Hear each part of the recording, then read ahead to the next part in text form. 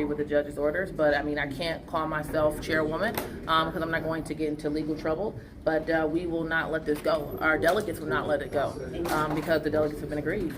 So should your delegates go to the convention in Grand Rapids? I have no comment on that at this time. Of course, we need to discuss that. We want to make sure that delegates are able to vote and have their voices heard, but it's the reason why Pete hasn't called a state committee meeting, because he knows the overwhelming majority of the committee do not support him. So it's just, this is not going to end well. But your convention in Detroit will not happen. I can't comment on it. It's not my convention. The state central committee called the convention, and the state central committee paid for the convention.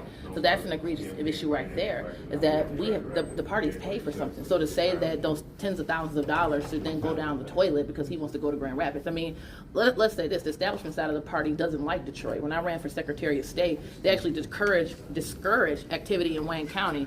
So it's no surprise that they want to run back to Grand Rapids and not be in Detroit. Will you appeal the judge's ruling?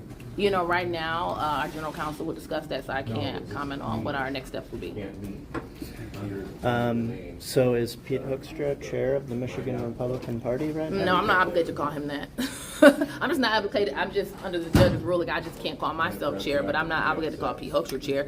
Again, Pete Hoekstra, he initially ran for chair, then he backed out because he knew he didn't have the delegate support. So if he thinks that 30 people speak for the will of delegates, he's a tyrant, and it's a reason he won't call a committee, because I'm sure the judge will rule in his favor. I can already see the direction of this, and then he'll get thrown out. So it's not going to go well for him. Is this fight over? And to Paul's question earlier, is it possible you'll try and appeal this before Saturday? You know what? I can't comment on that right now. Again, that's something I'll have to talk to with our legal team. So I'm not going to comment on what our next decisions will be. But what I will say is that I find it, again, very interesting the judge completely ignored quorum. I also find it interesting that the judge completely allowed them 2 days of testimony, gave us a half a day of testimony, and had no closing arguments.